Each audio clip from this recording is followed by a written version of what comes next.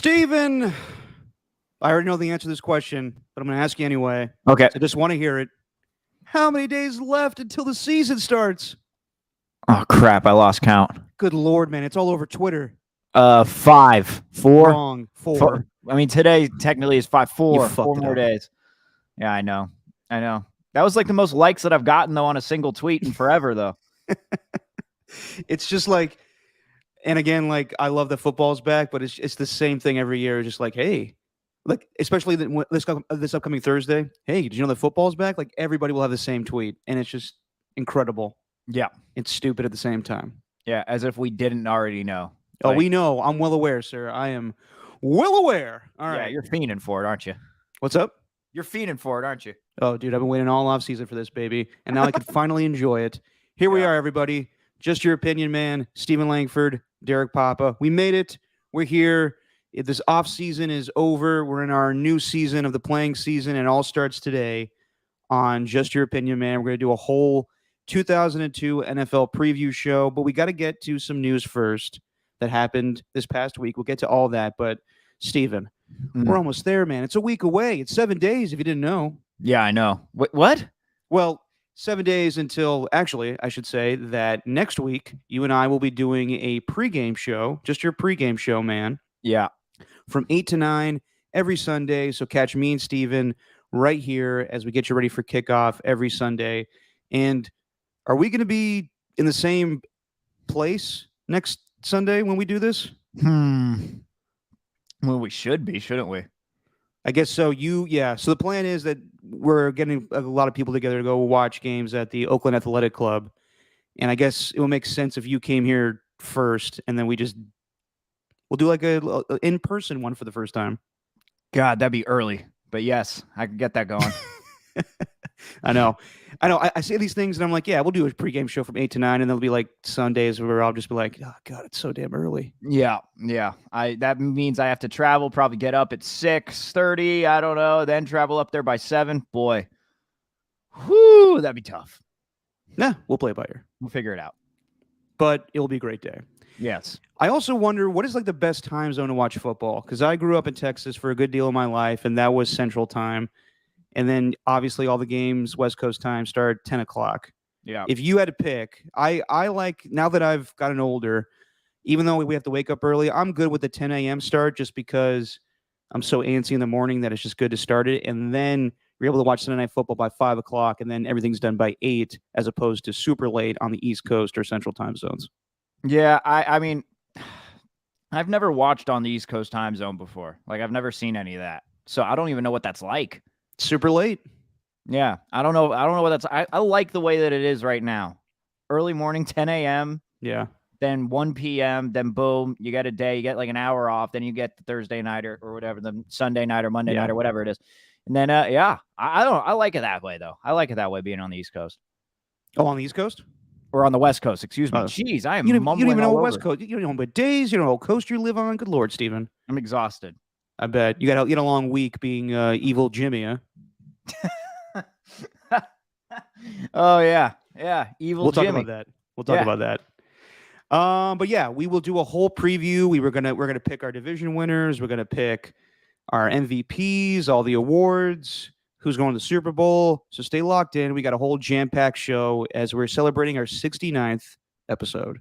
Ooh, really? Oh yeah, baby. This should be the last one then. Just leave on a high note. Just leave here. Okay, leave then everything I just promoted for the football season, we're not going to do then. Yeah, exactly. We're ending on 69. Perfect podcast. Perfect podcast to end on. So last week we were talking about what team we thought Jimmy Garoppolo was going to go to, and never thinking that it was going to be the San Francisco 49ers. And sure enough, in my father's wildest dreams, it comes to fruition. Jimmy Garoppolo is staying with the San Francisco 49ers. News broke Monday that before they were going to make their roster cuts, Jimmy Garoppolo was going to restructure his contract to go from $24 million made this season down to $6 million, much more manageable, and he is going to stay with the San Francisco 49ers. All the press conferences happened this week. John and Kyle did a teleconference the next day to answer questions. then Jimmy spoke to the media, and believe it or not, Steven, Jimmy Garoppolo is back, and he's going to back up Trey Lance for now. So we believe. You've been on the radio this whole week with Monte Hill. What's your reaction to the news? Well, I didn't think it was going to happen, but also we didn't ask the question, like, do you think Jimmy Garoppolo would stay here if they cut off, what, 19 million of his salary? Like No. 18 million?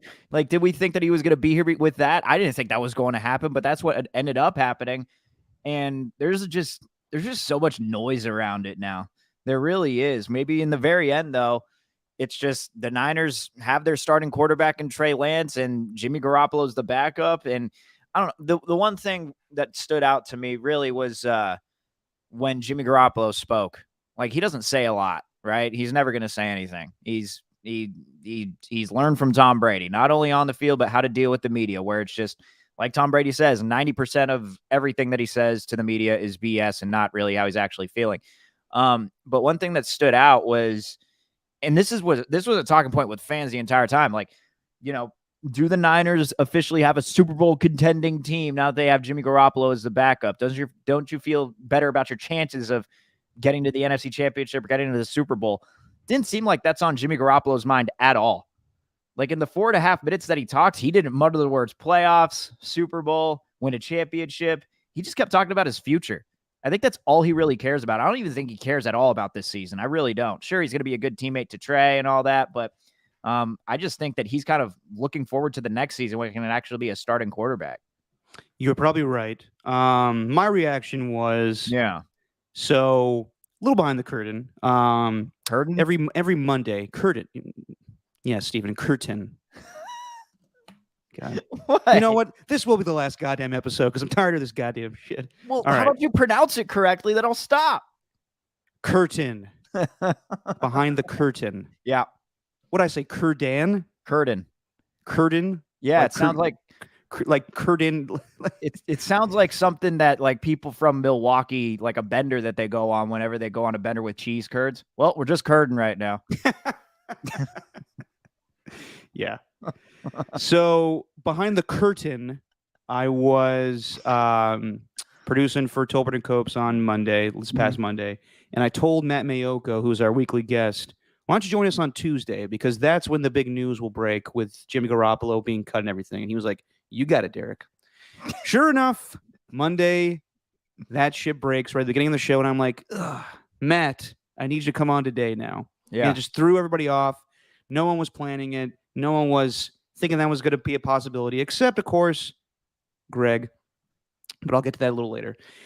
My reaction at first was, wow, I can't believe they're doing this. And also at the same time, I can believe they're doing this. Because while it's crazy to all of us that they would have the starting quarterback from a year ago come back and be the backup quarterback, it's very unprecedented. I can't think of many instances in NFL history where this has happened. Except for, like, you know, a few moments like Phil Simms and Jeff Hostetler, Right. but that was an injury situation. Drew Bledsoe had to back up Tom Brady, but Drew Bledsoe sure as hell wasn't coming back the next season to play with Tom Brady. So this is unprecedented. Yeah, where a starting quarterback tells the media after the game, all right, see ya. Love you guys. See ya. See ya.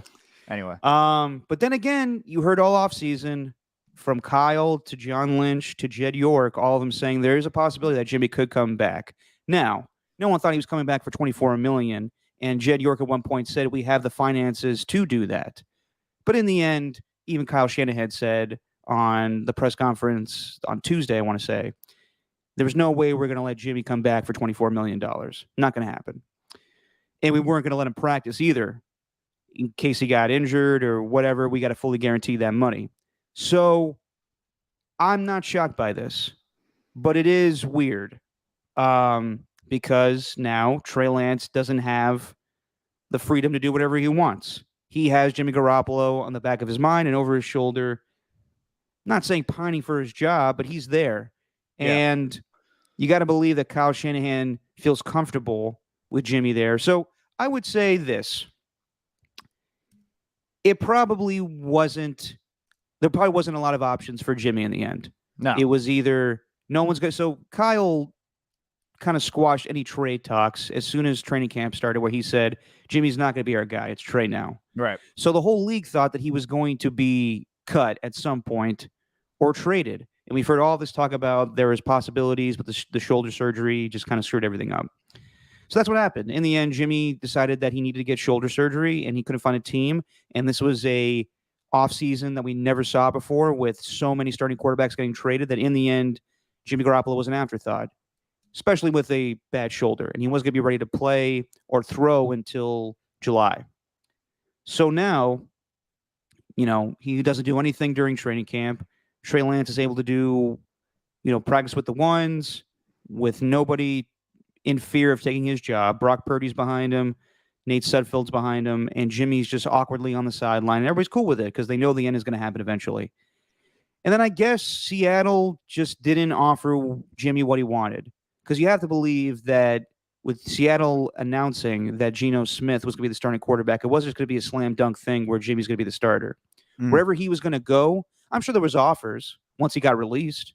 Yeah. But you have to believe that there was no good situation for Jimmy Garoppolo to start and get the money that he wanted. So in the end, what's the best scenario for him? To go to a crappy team and start, maybe, or have to wait for, say, Daniel Jones to be shitty or Geno Smith to be shitty, or be on a good team, possibly win your job back and back up Trey Lance, a guy that you like. He likes you, apparently. Kyle likes you, but not enough to be the starter. I think this is the best scenario for Jimmy. I think it's the best scenario for Kyle Shanahan. I don't know if it's the best scenario for Trey Lance. It is in the sense that he has someone to mentor him, and you weren't going to get that with Brock Purdy or Nate Sudfeld. But it's not the best situation to have someone constantly looking over your shoulder.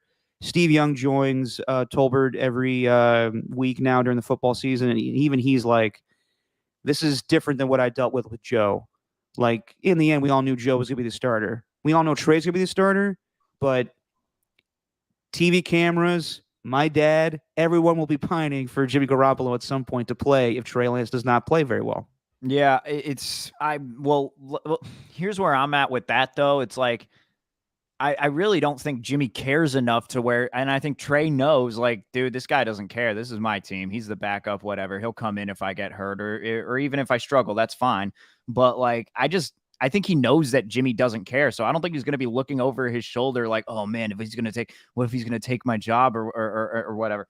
Like, I don't know, man. I just don't think that, even with all the noise that's going to come around it, I don't even see there being much of a chance of Jimmy getting in. Like, I really don't. They don't think that Jimmy's going to be, they didn't think Jimmy was going to be their guy for the next few years. Obviously, that's why they went after Trey Lance in the first place.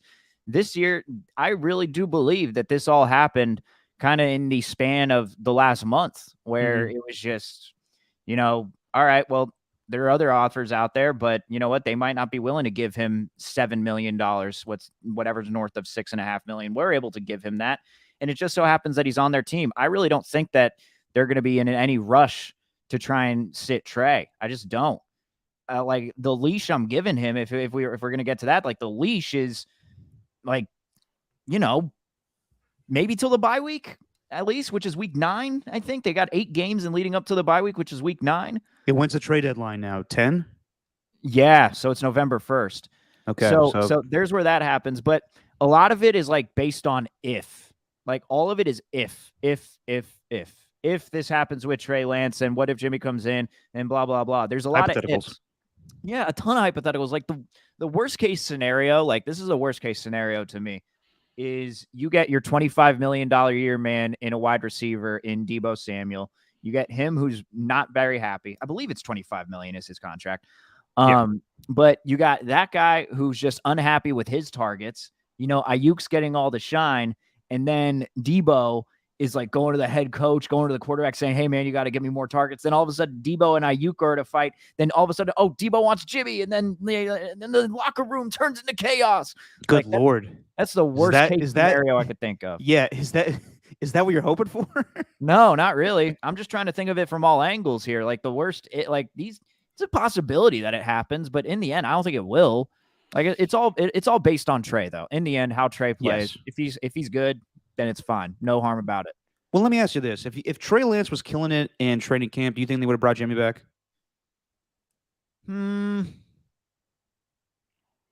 I'm sure they no. If I'd say if Brock and Sudfeld were killing it more in camp, then they wouldn't have brought Jimmy back. Like Brock and Nate, like they just weren't ready to be backups. I don't think personally. Well, And I know Brock they still is. He made the team as a third stringer. I know Brock's still there, but the only like the trade thing, you mentioned the trade date. I know that's probably something. Like where do you really think that they just put Brock Purdy on the roster just so they could trade Jimmy before November? No, this is what I believe. I'm with you, Steven. I think that while there are going to be some people that pound the table for Jimmy Garoppolo to play at some point, and I don't think it's going to be that quickly. Obviously, my dad is a big fan of Jimmy Garoppolo. So I can see if Trey does not have a good game against the Chicago Bears week one, it's all right. We got to come on. There's a Super Bowl team. We got to hand it over to the guy that already knows how to do this thing. I don't think it's going down like that. While they are happy that Jimmy is back and he's there to help out Trey, there's a lot of body language going on in that press conference with Jimmy. Jimmy looked like he was out of options. And he looked like, I'm just here because I have to be here now. Yeah. I think at one point, I forget who it was, either Mayoko or Kawakami, someone asked Jimmy, "Did you ever think about forcing a release?" And he made a face like, "Yeah, at one point I did, but that's not me." I think it was like probably like his agent probably being like Donnie being like, "Jimmy, let's get out of here, man." And he was like, that's not who I am. I'm selling BMTs from my Nona on Subway. I got to be the good guy. So yeah. So the short leash stuff, I think that they're going to let Trey Lance do his thing, and that'd be fair because you can't just give the reins over to the guy that you drafted third overall and then yank him as soon as he does something you don't like. He's young, he's extremely inexperienced, and this was the way it was going to go. So to now put the extra pressure on him of having the guy that brought them to the Super Bowl and the NFC Championship games in the past 3 seasons. Mm-hmm. You got to let Trey ride it out a little bit. It can't just be that quick of a yank. It can't be like that's funny. It can't be like Brian Flores going back and forth every week between Tua and Ryan Fitzpatrick. You got to let it play out a little bit with Trey Lance. I can also see, the fan base getting restless. But then again, this is what they wanted. Did they want Trey Lance to play the whole time? It was very mixed emotions on Monday when this news broke. It was, okay, well, at least Jimmy's not going to start anymore, but I'm glad he's still there to back up Trey, just in case. Or it could be the complete opposite. At least that's the reaction I got from KBR. It could be that some people are like, no, having Jimmy on the team overall is just bad. But I think the best scenario for this is that, or I should say that this whole thing is killing two birds with one stone. You have a good backup in Jimmy Garoppolo. The backup situation with Nate Sudfeld and Brock Purdy would have been bad. Right. But Kyle likes Brock Purdy, and I'm sure he's going to hang on to him. If he would have had to put him on waivers and go to the practice squad and someone else picked him up, he would have been pissed. Because even though he's very young and green, there is something he likes about him. So I think that they're happy to have Jimmy on the team in case of emergency. But the real thing is this buys them and Jimmy more time to get a trade partner. And you best believe that at some point during the season, in those first 10 weeks, we are going to have a season-ending injury to a quarterback. It always happens. Now, with the exception of the Rams and Seahawks and Cardinals and maybe some other NFC teams like the Packers, anybody that's in competition with the Niners, everyone is on the table for Jimmy Garoppolo if their starting quarterback goes down. That's what I think this whole thing is just to buy more time. Yeah. No, I can agree with that. I can agree. I mean, it's just you're just waiting until November 1st till something happens to somebody who's a contender. It does always happen. So maybe they are just waiting, and that's why they signed Brock Purdy. But, that's also something that might not happen. In the end, there might not be an injury to a big name player. So, yeah, I guess Brock Purdy was the insurance to the insurance. Like it's just it's all. But big, I do think he will be the backup to Trey eventually. for sure. I mean, probably, unless they, I don't know, draft some other quarterback in the middle rounds or something like that next year, or sign some free agent quarterback that's meant to be a backup. I don't really like the thing is with the Niners, I never know what their plan is anymore. Like their plan is just so odd when it comes to adding players. Feels like they should have done something to bolster the offensive line this offseason. They didn't really do that. All they've really done is sign Charvarius Ward to a big deal. Get Debo his extension. Then other than that, not a lot of huge moves that were being made, just a lot of releases. I don't know, just the draft picks, it feels like they're good players, but like I don't know how much sense it truly made to have like a running back in the third round with TDP. Like it's all just jumbled. I don't really know what their plan was. I don't even know they expected this for Brock Purdy. Maybe they expected Sudfeld to be the backup and just took a chance on Brock Purdy because he was there and he was Mr. Irrelevant. I don't even know what their plan was for Purdy in the first place, but maybe they are just waiting for a trade. I don't know. I could see that happening. I think it's very well likely, and I think that I listened to who was it the other day? A lot of people like Michael Lombardi or Mike Tannenbaum. Why'd you laugh at his name? Well, because Lombardi, didn't he just say like that their plan wasn't Trey Lance and this is why this is happening? A lot of people are saying that, actually. Chris Mortensen was on with us a couple days ago, and he said this speaks more loudly about Trey Lance than anything. And then you're hearing a lot of reports now that Kyle wanted Mac Jones from the start. Is this breaking news? Right. It's not anything new. That's always been the case. So I think that the plan was to go with Trey and to go with Brock and to go with Nate. I think they're going to keep all three quarterbacks. And then this came in at the last second where they're like, Jimmy is not feeling the Seattle situation or whatever was going to be on the table once he got released. And they just, they probably went to him and said, Jimmy, what would you prefer? Would you want us to cut you, or do you want to come back here and be our backup and see what's available come the actual regular season? And he took the latter. And I can't fault him for that. Right. And really it's because my dad is right about this. My dad's kind of crazy about the whole Jimmy thing. He really wants him to play. I don't know how much he'll play, but he is right about this. This only works because Jimmy Garoppolo, say what you want about the guy, whether he's a good player or a bad player, he's a nice guy, incredibly nice, and he's a good guy to be willing to do this. Right. During the press conference, there was one point where someone said, how could you let your ego do this? You were the starting quarterback of this team, and now you're the backup. How could you do that? And he laughed and said, hey, look, man, if you have that kind of mentality in this league, you're going to get you're going to have basically be told that's not the way it's going to be. And that's the way it is right now. And I have to deal with that. Now, also, why does he care? Good looking man. He'll find a porn star to, hang out with in the Bay Area. But I do believe that this makes Jimmy Garoppolo the most sought after quarterback right now in a league that everybody wants a quarterback. He will be number one on the list if there is an injury.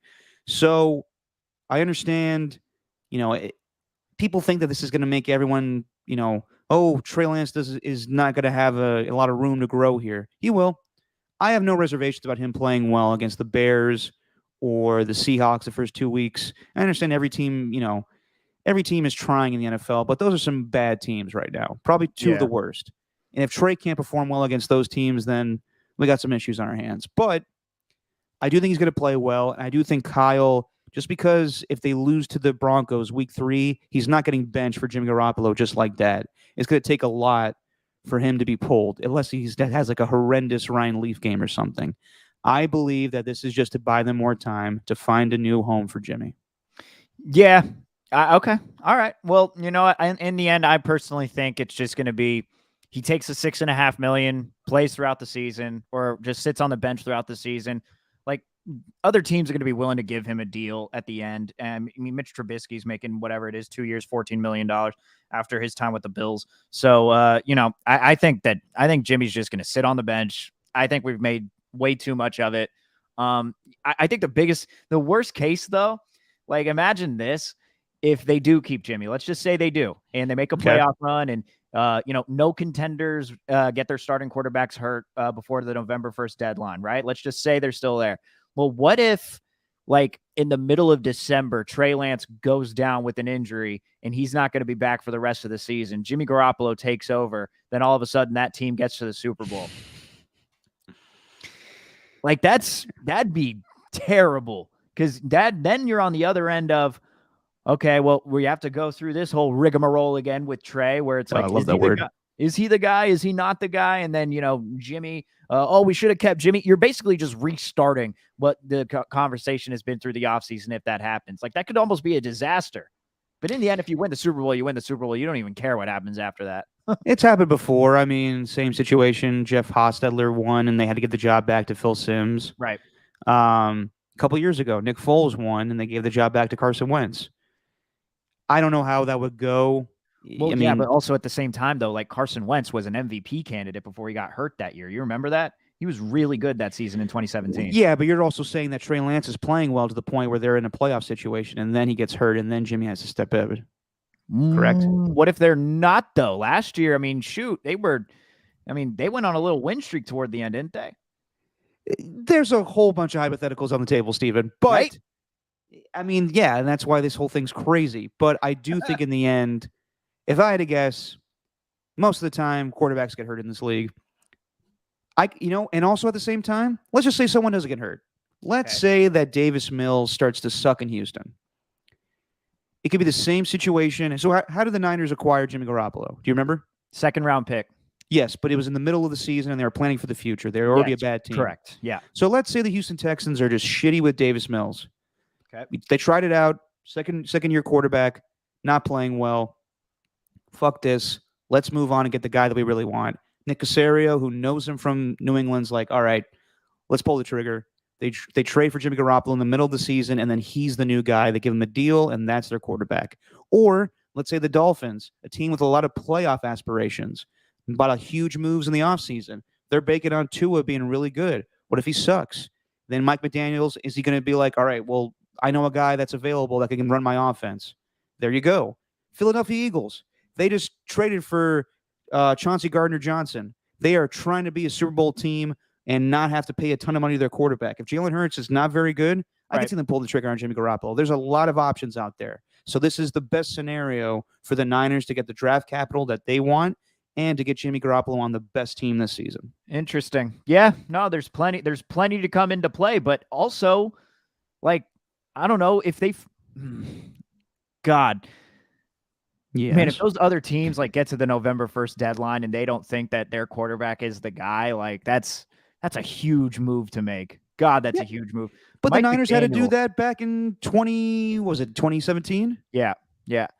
Man, I don't know if Mike McDaniel's going to do that with Tua. He seems to love Tua. I feel like he wants to ride the season out with Tua. But if he sucks, he sucks. Well, if he sucks, he sucks. But I think he wants to prove like to everybody that he can do this with Tua. I think that's why he's talking him up. Yeah, but do you know how, Tyreek? Sorry to cut you off, but do you know how close they were to trade for Deshaun Watson during the trade deadline last year? Very close. I'm just saying. I mean, they could say what they want, and Brian Flores was gunning for he didn't like Tua. The whole organization didn't like Tua. Now they're just trying to make it work for one more season. They're trying to get Tom Brady, for God's sakes. The Jalen Hurts thing is going to be interesting, too, though, to keep an eye on. Definitely, because that team is ready to win right now, and the only question mark you have, kind of similar with the Niners, is their quarterback situation. Yeah, yep. So this thing just got a whole hell of a lot spicier, my friend. That it did. I'm excited. Well, yes, and a ton of people texted me as soon as the news broke. It was like, well, your dad's got to be thrilled about this, right? Yes, he likes Jimmy, but he understands Trey's the guy too. But best believe that he's trying to get Jimmy to play. Oh boy. Yeah. Anyway, we'll deal with that mess as because any throw, any interception Trey has, the cameras will cut to Jimmy on the sideline, and that'll just be fun fodder for. And Jimmy's just gonna be sitting there with a smile on his face, not a care in the world. Like he's not gonna care. I really believe that. I don't think he cares. I don't think he cares about this season at all. Just like a thought popped in my head. What? Who do you think pulls more older women? Jimmy Garoppolo or Zach Wilson? Jimmy. No doubt Jimmy. What kind of a question is that? I don't know. Just popped in my head. I was like, Jimmy's going to be on the sideline. He's got nothing to do. He's like, hey, look at that babe. And then maybe. He's got a lot of time on his hands now. Anyway, you know who's got a lot of time on their hands now? Well, actually, they don't because they just found a new team. But initially, we were wondering if this was going to happen, and sure enough, it did. They couldn't find anybody to trade for this guy. The Raiders, they made roster cuts earlier this week. And in the end, they thought it was best not to continue with first-round draft pick from a year ago, Alex Leatherwood. And, you know, Josh McDaniel and Dave Ziegler, they have a new regime. They're going with their guys. A lot of the old Gruden, Mayock guys are gone. But to cut a first-round draft pick from a year ago, that is telling. And no one wanted to trade for him either. So you have to look back on this, along with all of the other draft picks that Gruden and Mayock have had in their tenure. Only a handful of them have panned out, and that will probably be Renfrow, Josh Jacobs, and Max Crosby. Yeah, I know. And apparently the team likes Clelin Ferrell right now, so I don't really know what to make of that. I mean, Josh McDaniels was talking him up, but Leatherwood shouldn't have been in this position in the first place. I almost feel bad for the guy. Like, 17th overall pick.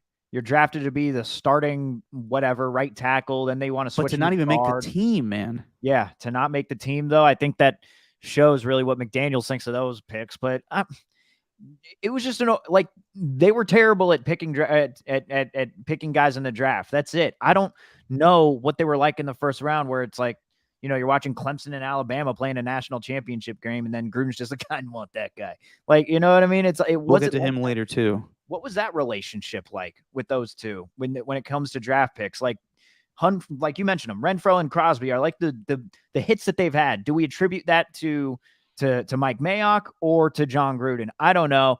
Either way, it doesn't come off looking good. But also, how bad do you have to look in order to sign Leatherwood? Look at how bad the player is when it comes to Leatherwood being released. Look at how bad the Bears offensive line is. If we feel like, oh yeah, we don't have much of an offensive line. So you know what we're going to do? We are going to sign the guy who's given up the most pressures in the past couple of seasons and also this preseason. And then we're going to take on the entire salary that he was guaranteed for next year. Like, how bad does your team have to be in the Bears in order to sign him? Well, they might be the worst team in football right now. Mm-hmm. Yeah, I think them, the Falcons, Seahawks, throw the Panthers in that mix, in my opinion. Yeah, they're actually a little better than towards the bottom. We'll get to the standings. I'm a little. Ooh, that's a tease. I'm with you, Steven. I think that Leatherwood, you know, do you think Mayock or Gruden just like they watched enough film and they were just like, John was like, hey, man, who does that guy play for? Alabama? Oh, he's got to be good with Saban, man. Let's take him. Something like that. I mean, and they lucked out with Renfrow. Obviously, you know, game-winning touchdown reception in a national championship game, but he panned out. Where did Max Crosby go, actually? I can't even think. Eastern Michigan. Okay, well, that's just a solid, you know, solid scouting and evaluation to a guy being a pro. And it is not just those two either. We always look at them. They're like the faces of this group, but they also do have scouts within their organization. It's not like it's just, oh yeah, these two guys, like them two have the final say. But I do think that there are scouts within the Raiders department, draft scouts, that maybe take a look and think like, this isn't going to work out. Like you had that happen this year with the Niners. There was like a scout with the Niners who basically said, hey, you got to take a look at this Samuel Womack kid. This guy looks like he could be a pretty good player. And what do you know? Could possibly be the starting slot corner for that team, the starting nickel corner for that team, excuse me. So I don't know who made that decision, but to me, like, Ferrell's been bad, but Leatherwood might have been the worst one. I know Ferrell was the 4th overall pick, but Leatherwood still was a 17th pick. And you could have had a couple of edge rushers. I think Kwity Paye was still on the board at that time. You could have had him. There are plenty of other guys that you could have had. But Leatherwood, like, was legit the worst offensive lineman in the league. By far the worst offensive lineman in the league. And it wasn't even close. And it doesn't even look like he's progressing. Like, at least Ferrell showed some sort of progress, but then he's kind of, you know, gotten hurt every now and then and just can't get any consistent reps going. So I don't know. I like the Damon Arnett one's probably number one worst, actually, because Damon Arnett's just like, you know, running around taking videos with submachine guns and stuff. But you know, and I'm not even going to count Henry Ruggs. Like Henry Ruggs, I'm not even like I thought actually that was a good pick. That's a pick of the litter type of thing. Like you had Ruggs and Lamb and Judy all within that class. So I don't know. The Leatherwood one to me though is just as bad as any of the others. Yeah, it might be the worst because some things are just uncontrollable, like with Henry Ruggs and Damon Arnett. But Damon Arnett wasn't playing well either. Right. In the end, they made a big push for John Gruden and Mike Mayock, and now looking over all the draft picks they made, a few of them panned out. Josh Jacobs still on the team, but we don't know about the long-term, future for him. Jonathan Abrams, don't know about him.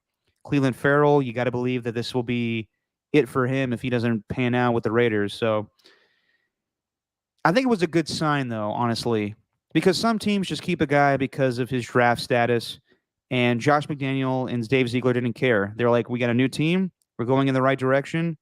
So this guy doesn't pan out for us. It doesn't matter if he's a first-round draft pick. He does not work in our system. And I think that's good for them in stepping forward with the organization. But as far as looking back on the decisions made by Gruden and Mayock, just another bust. Yeah. Yeah. And, Trayvon Mullen, he looked really good. Like, he looked really good during his time with the Raiders. Then he ends up getting traded for a conditional 7th rounder that could turn into a 6th rounder, depending on conditions. That's why they call it a conditional.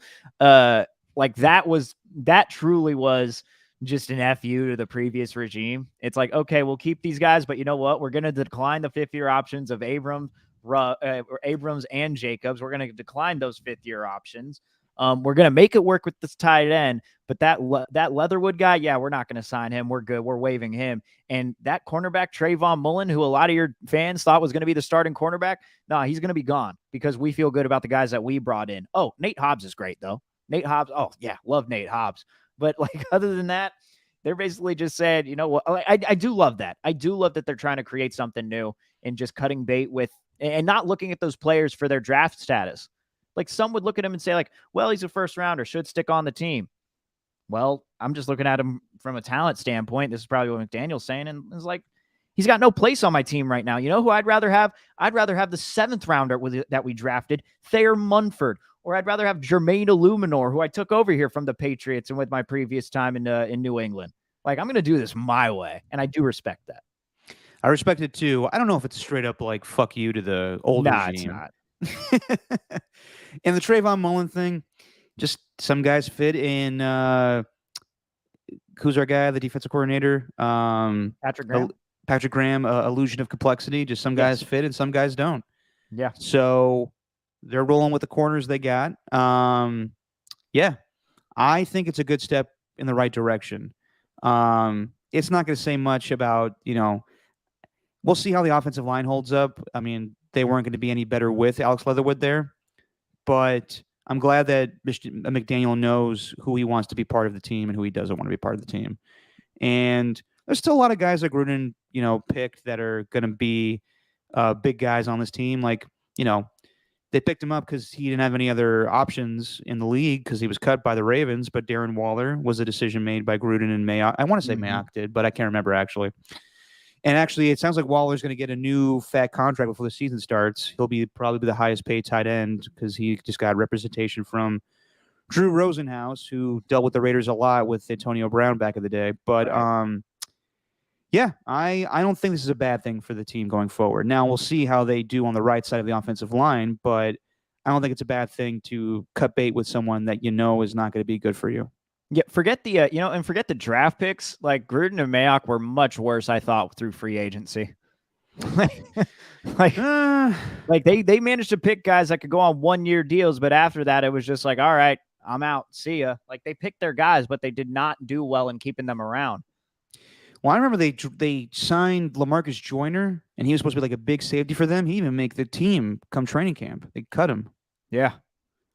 So Marcus Joyner gone. Like Tyrell Williams, we know what happened with him. Antonio Brown was a trade, but like everything that they brought in the offseason outside of the draft, like that was just as bad to me as some of the picks that they made in the draft. There are a lot of picks, so you can get a lot wrong, but man, did they get a lot wrong through free agency and through trades. In the end, the Raiders are moving on in the right direction, in my opinion. Yeah. Before we go to other moves that are made around the NFL, I was going to ask you. So, what is this? I saw the clip you did with Bonte, and it was amusing. It was funny. So, what is this evil Jimmy thing that you're doing now? Well, like you said, Jimmy's a good guy. Yes. People love him. And me and our guy Evan were just talking in the back room, just like kind of laughing about this whole Jimmy scenario. Like, what if he walks out into Soldier Field? What do they call it? Is it still called Soldier Field now? It is called Soldier Field for now. They're suddenly they're filling like a new stadium though. When is he gonna like walk? Is he gonna lead the team like out of the tunnel at Soldier Field? Is he gonna be like the first one out? Is he gonna get like a fake patch created that says C on it because he feels like it's his team again? With the stars on top. So then I thought it would be a funny idea to create a character named Evil Jimmy that just tries to do everything to sabotage Trey Lance's career. And so like everything that went wrong last season, like it's all Jimmy's doing. Like, evil Jimmy's doing. Yeah. So basically, to clean it up for radio, it's evil Jimmy, but essentially it's dickbag Jimmy. Yeah. Yeah. Can I hear a little bit? Oh God. Okay. Let me think. God, what did I do? I'll give you a situation. Okay. Let's say that Trey Lance plays well week 1, and they ask Jimmy after the game how you think Trey Lance did. Let me show you some game tape on that one. Did you see he missed the underneath route to Brandon Ayuk when Deebo Samuel was wide open in the flat? Oh, evil Jimmy doesn't like the way that Trey Lance played. And did you see Kyle Shanahan last year? Did you see him run the ball 16 times with Trey Lance? You know who had him do that? Me, evil Jimmy. I told him it was the best idea to do that. That's the best game plan. And then he got hurt, so my plan worked. You sound like an old wrestler from the 80s. Yeah, that was the only voice I could come up with. No, it's good. It just reminds me of like Randy Macho Man Savage. Oh, let me tell you, brother. Yeah, I got that. I got what did I get? Trey Lance is going nowhere. Evil guy from Men in Black. I got that one. Evil guy from Men in Black. Yeah, the cockroach. Sugar water? Yeah, exactly. That's what I said. Like I was I'll put my hands up like this. Yeah. Sugar and water. I love that character. First Men in Black still holds up. But also what was it? My favorite part about it though was I got these 2 texts in a row, and this is what I strive for. I got one under it which said Evil Jimmy was hilarious. You need to do that again.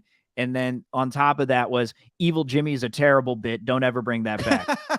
Literally 2 of the exact opposite texts back to back. That's exactly what I want. That's what I'm aiming for. That's what will happen on the text line. Yeah. People love it. People hate it. I say keep doing it, Stephen. Yeah, it hurts the voice though. Like my voice was really dead like toward the end of that show. It took a little while to get it back to life.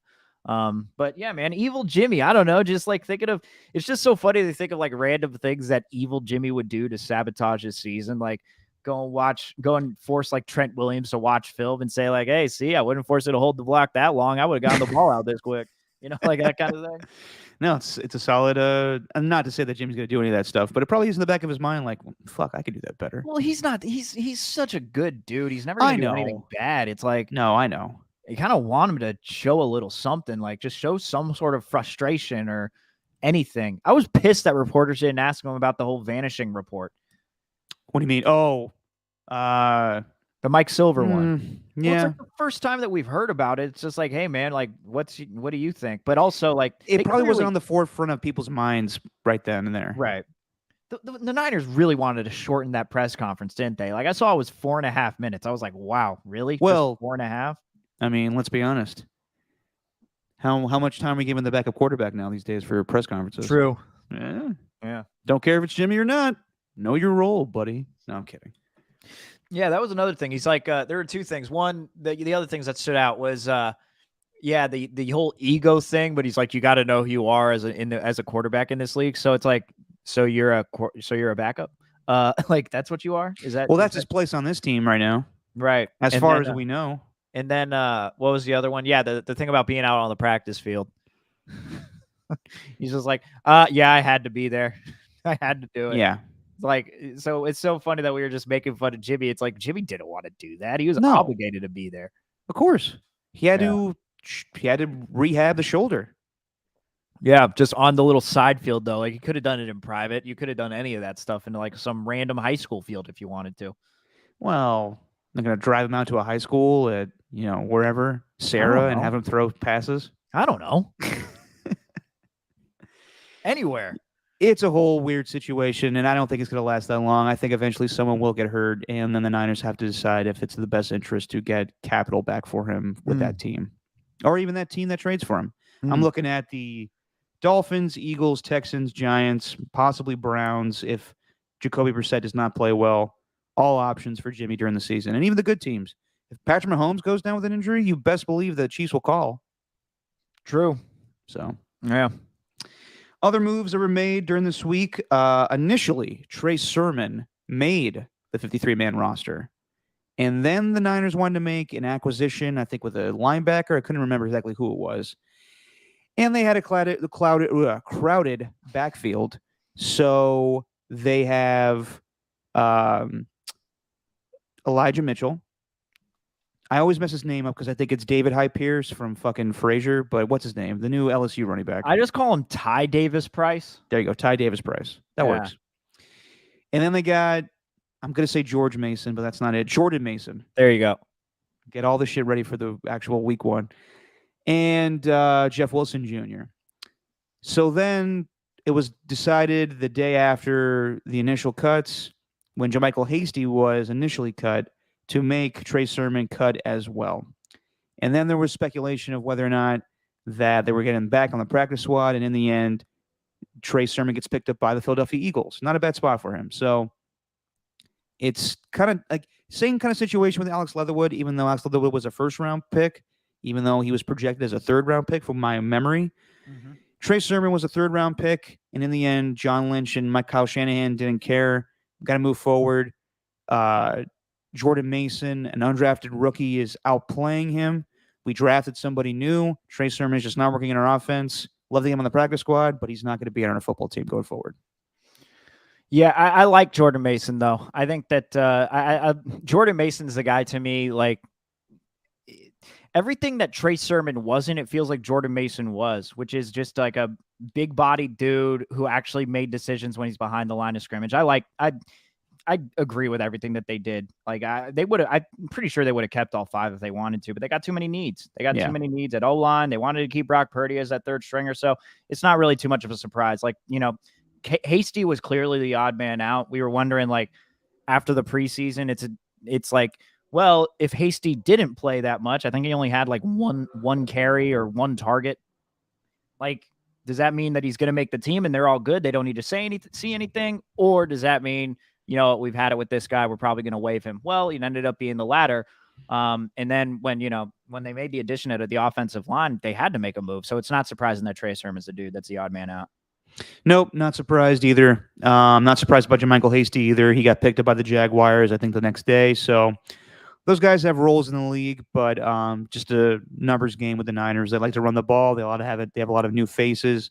I'm very interested to see how they implement the running game between Elijah Mitchell and Jeff Wilson Jr., the go-ahead, straight-ahead runners, as opposed to the kind of quick, shifty guys that will be Ty Davis Price. I don't know a lot about Jordan Mason, so looking forward to see him run the ball when he gets the opportunity. Yeah, you're not going to see that much. You're going to see much more of TDP, though, I think. Davis Price is going to get some run. I don't know about Jordan Mason, really.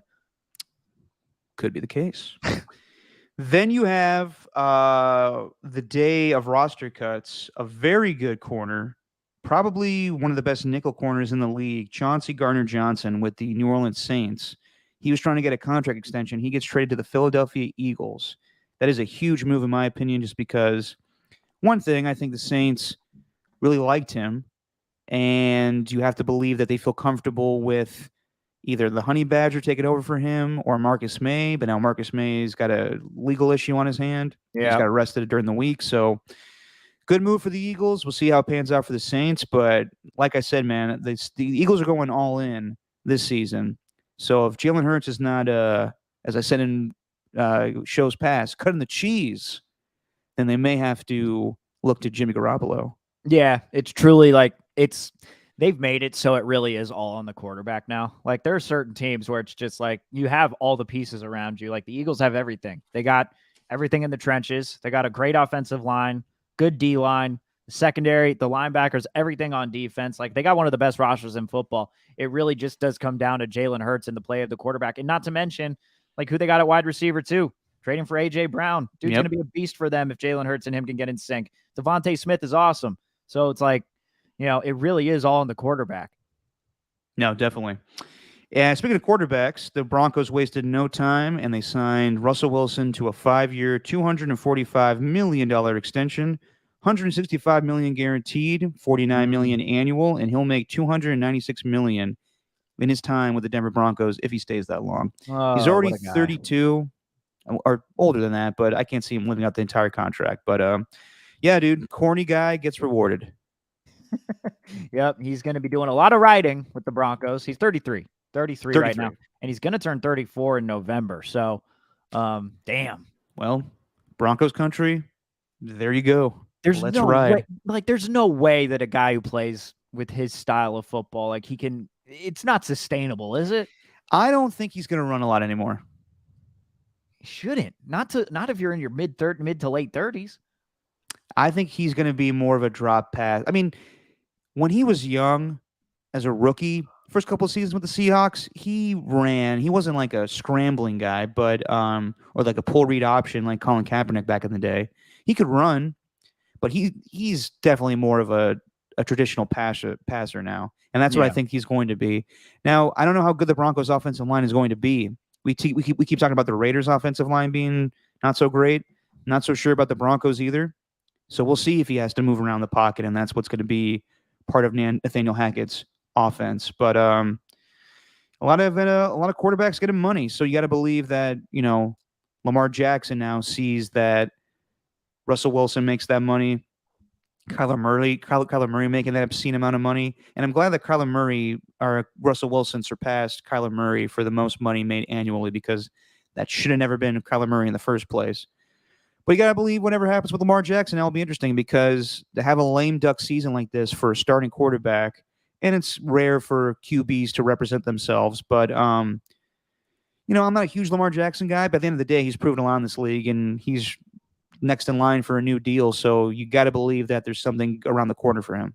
Yeah. No, I agree. I don't know what that number is going to be. Lamar's an interesting case, man. Like that's kind of the situation that the Raiders are in, or the Raiders were in, at least before they gave Carr the contract. It's like, well, we got this quarterback who has some certain strengths, but also has some weaknesses that you don't like in your starting quarterback. Now the time is to possibly give him an extension. Should we even do it? I don't know. Like, it feels like we gotta have to, and it feels like that's where the Ravens are at. Definitely. So earlier we talked about the mistakes made by old John Gruden during his time with the Raiders. And we haven't heard from Johnny Boy in quite some time since the emails were leaked out. Mm-hmm. Steve and I put some links in the private chat. You mind? I think we should make this a weekly thing now with our pull-up game. There we go. So here's Johnny, little blue polo. Yeah. He's at the Little Rock Touchdown Club. I don't know what the hell that is. I guess it's just like a booster meeting for Arkansas football. It's brought to you by Simmons Bank. Well, there you go. So here's John Gruden for the first time in a year and a half since he was out as Raiders head coach. I know you're in a lawsuit right now, so you can't really comment on that particularly. But, the kind of person you are, I thought maybe it was important that maybe you sort of share and just my little bit of exposure around you and the things I've read that your players have said and your assistants have said and the coaches you've been under. I think maybe there's been a different kind of person portrayed. I just want to give you the chance to talk about that. Well, I appreciate it. I'm not going to say anything but honest things here. I'm ashamed about what has come about in these emails, and I'll make no excuses for it. It's shameful. But I am a good person. I believe that. I go to church. I've been married for 31 years. I got 3 great boys. I still love football. I've made some mistakes, but I don't think anybody else in here hasn't. And I just ask for forgiveness, and hopefully I get another shot. But I get choked up, because there's a lot of misunderstanding out there right now. What you read, what you hear, what you watch on TV. Hell, I worked at ESPN for 9 years. I worked hard at that job. I don't even want to watch the channel anymore because I don't believe everything is true. And I know a lot of it is just trying to get people to watch. But I think we got to get back to reality. And that's why I look forward to Saturdays, because you're going to get what you deserve when the whistle blows. And we'll see if the Razorbacks can get after Cincinnati, which I hope they do. Yeah, matter of fact, Look at that face, man. Johnny. Steven, your thoughts? I mean, what am I supposed to think about this? You know, like, not trying to rip on religious people, but it's like, you know, just say, oh yeah, I'm a good person because I'm married for 31 years, have 3 kids, and, you know, go to church. It's like, does that make you an entirely good person? No, not necessarily, because you didn't really mention the emails in the past there, and how you haven't really. He hasn't said anything. I didn't watch the entire presser, so I'm not going to act like I know all of what he said. But like something he didn't say anything to the effect of like, you know, I've been working on myself. Like none of that was, I don't know, just anything like that. But other than that, like anyone who's coming to his side, like and actually defending him, that's okay if you want to defend him. If you want to, like, if you want to defend him as, you know, former players, whatever, that's fine. But why would anybody want him back in the NFL anyway? Like, hasn't he proven that since 2018, like this dude is a little out of touch with the times? Yeah. You know, like who would really want him going to their team, knowing everything that comes along with it? It's just like, okay, he's worked on himself. He's, you know, he's come back from those emails. Maybe it was even unfair that those emails got released, but they did. And I just don't see why there's anyone who believes that he should come back. I mean, okay, like if you want to give someone a second chance, then fine. But it's not like you're giving a second chance to like an all-time great. I think we've realized now that John Gruden, he's a great coach and he's a great personality, great ambassador for the NFL, but he's not that great anymore. Like, why would anyone want him back? I don't think we will see him back in the NFL. I don't even know what this is that he was speaking at. Yeah, it's like, go Arkansas. Yeah, I can't wait for the Razorbacks to get up with Cincinnati, man. And in the end, the Razorbacks did win yesterday. Yeah. But I don't know what that's for. He's just speaking there because he's a former coach and he's just going to be like there for a rah-rah speech. I don't know. I don't know what it's for. If you had to guess, and this is probably an easy question, what's the demographic of people that are in attendance for that thing? Probably old and white. There you go. So look, Johnny boy, you may win this lawsuit because in the end, it probably wasn't. It's shady the way that stuff came out, but the facts are the facts. It's disgusting stuff that we saw in the emails. I would have preferred if I heard something along the lines of, I want to apologize to all of the minorities I offended, all of the homosexuals I offended, all of the women that I offended. Just to say, well, I'm a good person, I go to church. He's just trying to appease the church-going people that are the Arkansas Booster Club, whatever the fuck that was.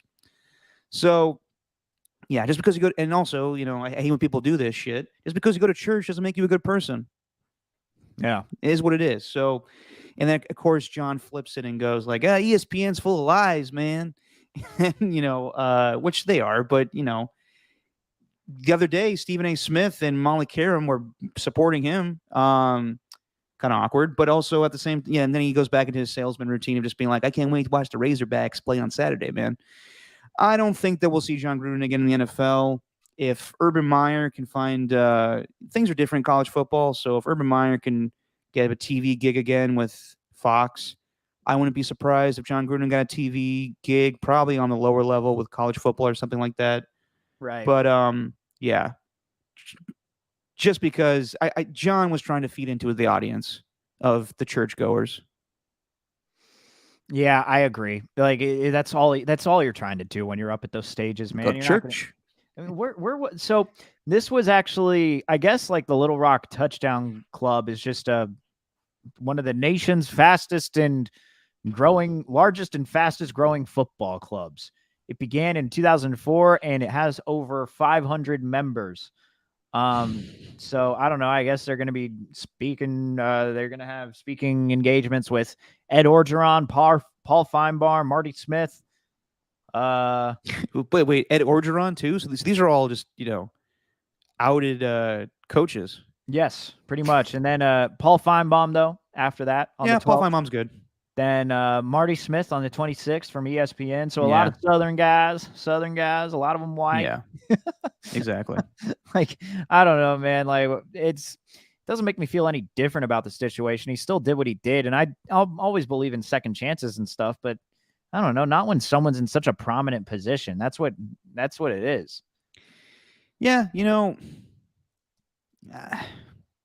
I don't know what he deserves, to be honest. That's the thing with Deshaun Watson too. It's like Deshaun Watson, had his chance at the dream in the NFL, and he's done something to botch it. Yet the NFL still welcoming him back with wide open arms. It's like it's just you had your chance at the dream, and you know what? You've lost it. I was hoping you go with arms wide open. Yeah, with arms wide open. Yeah. I don't know, man. It's brutal. Yeah, good for Gruden. He probably made a good money at that touchdown club thing. Yeah, I know, right? Other sound I put in our thing for our pull-up segment. So Aaron Donald is not going to be suspended. Correct. But didn't stop everybody from voicing their opinions, and I understand everybody's stance and comparing it to Myles Garrett and whatnot. But I kind of agree with the sentiment that he, things happen in practice. We went through it last week, but Aaron Donald was doing an interview, and he's going to get ready to play Thursday night against the Buffalo Bills. And he was talking with, I guess this guy's name is Zach Gleb with CBS Sports. Zach Gelb. Gelb, my apologies to Gelb, old Gelby. But he went on to promote something with a doctor he's working with. And yes, Dr. Teals. Thank you, Ernie. Dr. Teals is what Aaron Donald was plugging, and that's not what Zach wanted to talk about. This is a hilarious interview. You can join practices because we all saw the video of you swinging helmets, and people were wondering what was going on there. It was just a practice. Obviously people got phones out and things like that, but I'm not going to sit and talk about negative stuff that happened at a practice. My main focus is Buffalo. So. Was there any internal punishment? We talked. So, were you thinking maybe you were going to get suspended or anything? Hey, Zach. I wasn't worried about it. So, yeah, we're just going to focus just here because Aaron's here today to talk about Dr. Teals. So you do have 2 minutes left if you want to pivot to your last question, please. No, okay. Just one more thing, Aaron, on this, and I'll get to Dr. Teals. What sparked it? Just wonder, because I think people are curious about it. Well, being a guy that's 31 years old, my main focus is football. Obviously, the physical part you do, but it's more about the recovery things that I need to do, and being a partner with Dr. Teals and be able to use Dr. Teals 2 or 3 times a week to help my body recover. And I usually soak 15, 20 minutes in tub, help me to be able to play at a high level and be productive. So, you learn a lot more as you get older, as far as it ain't all about work. All right, yeah, you got to take. We got the idea. Aaron Donald's plugging Dr. Teals. How often do you hear a PR person interrupt the conversation to be like, "Hey, Zach, we're not asking questions about this. We're asking questions about Dr. Teals." Oh my gosh, man! On a Zoom call too. That's so bad. I actually thought I was playing something out of nowhere. Like I thought I was playing like a random tab. I was actually like kind of nervous to say for a little bit, just like what the hell. But what? God, who cares? In the end, who cares what happens? Dr. Teals, though. Dr. Teals, baby. Like I loved also Aaron Donald just flipping it like he asked. So what's last question? What sparked the fight in the first place? Well, being a 31-year-old guy, I got my body right. Yeah, Dr. Teals. Yeah, I thought he was going to be saying like 31-year-old. I don't have time for shenanigans at joint practice. And being 31 years old, I've seen what it's like, and I decided to swing a helmet on him. Whatever. I'm a Super Bowl champ. At the same time, you got to believe that Aaron Donald, the media's coming to practice tomorrow for the Rams and Bills opener come Thursday. You got to believe that some people are going to be, and yes, Ernie, I am 31. Thank you for pointing that out. Some media members will ask Aaron Donald tomorrow what happened at the joint practices, and he's gonna be like, "Hey guys, I'm here to talk about Dr. Teals." Yeah, that should be the answer every time. I'm Every only time. here to talk about Dr. Teals. Yeah, it's like Marshawn Lynch's version. Yeah. I'm only here so I don't Honestly, get here to talk fined. about Dr. Teals. Hopefully, you can make a joke out of that. Yeah. The guy Zach Gelb, you could tell like he doesn't care about Dr. Teals. Yeah, we'll get to Dr. Teals in just a second. No, Let me ask- good on Zach. Good on Zach. But like the PR woman to be like, hey, Zach, none of the good questions. Let's talk about Dr. Teals today. Ridiculous, man. Last piece of sound. Cynthia Freeland, who you can watch on Fantasy Live on NFL Network. She does a lot of analytical stuff. She also is a sideline reporter for the Bills in the preseason. So the Panthers and Bills were playing, and she said that she talked to Baker Mayfield on the sideline during the last preseason game, and she gave him a kind of a boost up, being like, "Hey, hopefully you go kick some butt against the Cleveland Browns come week 1." And supposedly Baker Mayfield said to her, "I'm going to fuck them up." Then that got passed around this week, and it's not anything crazy. Like, okay, so Baker Mayfield wants to get vengeance on his old team and said that. Not the end of the world. This is Baker's reaction later in the week. How closely does that resemble how you feel about Cleveland next week? Well, first, I didn't say it. Obviously, I mean, everybody's going to write whatever story they want. There's history that I've played there the last 4 years. I'm an extremely competitive person. Everybody knows that. If I wasn't wanting to win, then there would be a really big issue of me being quarterback here. So I want to win in everything I do. That'll never change. Now, that is not how I phrased it. That's not even what I said. So I'll just leave it at that. How did you phrase it, if you don't mind? I didn't even say anything. Did you not talk to her at all? Or? No, I talked to her. I mean, I think she addressed it. She said it. Obviously, you guys can go back and look at what she said. But all I did was dream. And I hope we win. It's pretty plain and simple. Competitive. I want to win. And I don't think that should be harped on. Woo! How closely does that resemble? All right. Baker, I'm not buying any of that. So what if you said it? What's the end of the world? I don't think Cynthia Freeland's lying. You think she just created that quote out of thin air? We have reached another whoop that trick moment. Exactly. Steph. I was literally just about to go there, where something came out that the guy didn't like, and then said I didn't say it in the first place. Just say you said it. Yeah, I you did. understand the whoop that trick thing with Steph. He probably doesn't want that being said, but at the same time, Baker Mayfield, what's the end of the world of saying you want to fuck them up? At least we could see it in your face. You want to kick the Browns' ass. Yeah. No, I don't know what's going on with that. I don't know why he did, but why would you say that? I mean, if you're going up against Myles Garrett, what are you, an idiot? You're going up against one of What are you, a goddamn fool? I mean, it's just like, dude, you're going up against Myles Garrett. Like, good luck. Clowney. This dude, and Clowney too. Like, this defensive line for the Browns, they're going to want to F you up if you're going to say, I'm going to try and F them up. Like, that's Myles just Garrett adding more- basically did. They asked him about the quote. I don't know where there's video of it, but he basically said, "Okay, good to know." yeah. So it's like, why would you even do that to yourself? That's just a terrible decision on everyone's part there with the Panthers and the reporters too. So you didn't say it? Like, no. Well, okay, but you did. But you did though. They could have followed up a little more, poked it a little more. Like, come on, but you did. Don't say you didn't say. I have gone back and looked at the quote. Like, I wish one of them. He said, obviously, you can go back and look. I wish one of them would have pulled it up on their phone right there and said, "Here it is." All right. Yeah. Now what? Oh, Baker. We'll see how he does this season with the Panthers, and we'll see how everybody does this season in the NFL. Because Steven, it's time. It's time to put our money where our mouths are. It's time to pick who's going to be going to the playoffs, who's going to be missing out, who's winning MVP, all that shit. It's time to preview the 2002 NFL season. And let's do it division by division, my friend. You want to start in the East first and then get to the more sexier divisions in the West? Yeah, let's go to the East first. We can start out with the East. Very well, then. Let's start in the AFC East. Obviously, the Bills, the cream of the crop, the last 2 seasons. And we don't know what's going on with the New England Patriots as far as, well, I mean, we kind of do. Matt Patricia's spending time with Joe Judge calling plays. But then there's the Miami Dolphins there sneaking up, maybe in the second spot, maybe to take over the Bills. And then we don't know a lot with the Jets.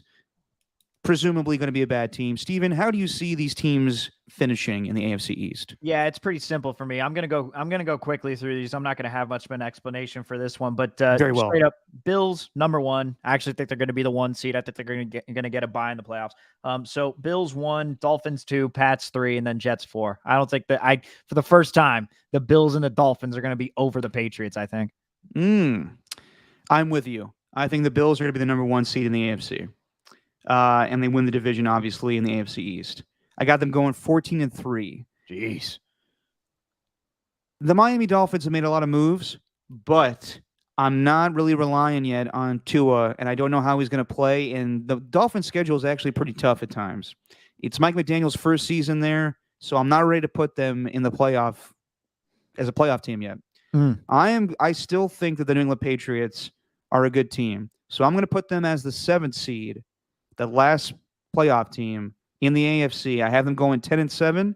I have the Miami Dolphins being 3rd at 8-9, and I have the Jets being 5-12. So that's how we see the AFC East panning out. I don't know, man. The Patriots with Matt Patricia as their offensive coordinator. I understand. If they can't even beat the Raiders in preseason, like on joint practices and in a preseason game, I don't think much of the Patriots, man. I just don't. That's fair, and I understand everybody's trepidation with that. It's still Bill Belichick at the end of the day. There were times where they looked like a shitty team early on in the season, and then they got it right. I'm not saying they're going to be a fantastic team this season. I think they're just good enough in the AFC to be that last playoff team. Yeah, maybe. But also I think J.C. Jackson's going to be a huge miss with their squad. So I don't know. I don't see them doing anything. I see them being in 3rd. All right. AFC North. Now this division, you obviously got the defending AFC champions, the Cincinnati Bengals. They re-up their offensive line. You got Baltimore with Lamar Jackson. And then you got the Cleveland Browns missing their quarterback for the first 11 weeks of the season, but having a lot of talent on their team. And then the Pittsburgh Steelers, who have arguably one of the best defenses in all of football, but we don't even know who's starting week 1 yet. It probably will be Mitch Trubisky, but a lot of people like Kenny Pickett. So this is kind of a toss-up here. I think this is anyone's division with maybe the exception of Pittsburgh. But, Steven, how do you see this division panning out? Yeah, I see the Bengals ultimately winning this entire thing in the AFC North. And then I got the Ravens in 2nd, then the Browns in 3rd, then the Steelers in 4th. I don't see it going that way. So I think that Cincinnati has made a lot of moves, but they're going to have a tough schedule now being that, AFC representative from a season ago. So this is the way I see it. I got the Cincinnati Bengals and the Baltimore Ravens both going 10-7, but missing the playoffs in a crowded AFC. I'll get to the rest of the divisions, but I don't have the Cincinnati Bengals and I don't have the Baltimore Ravens making the playoffs at 10-7. They both will be 10-7, winning record, but because of the AFC West, I'll show you later, I don't have those two teams making it in the end to deal with tiebreakers and everything. The Pittsburgh Steelers I see finishing last at 6-11, despite Deshaun Watson being suspended for 11 weeks. I think Jacoby Brissett could get the job done. I think there's enough talent on that team.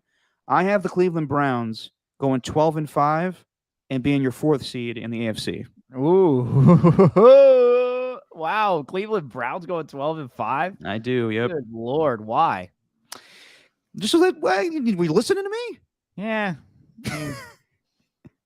I think they'll be fine with Jacoby Brissett. I think there's a ton of talent on that team. Amari Cooper is there.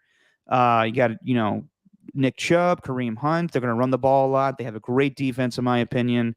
They signed Njoku. I think they're going to be fine. Okay. And then they're going to get a lot better with Deshaun.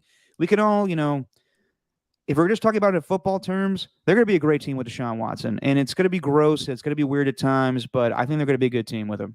Okay. All right. Then we get to the AFC South.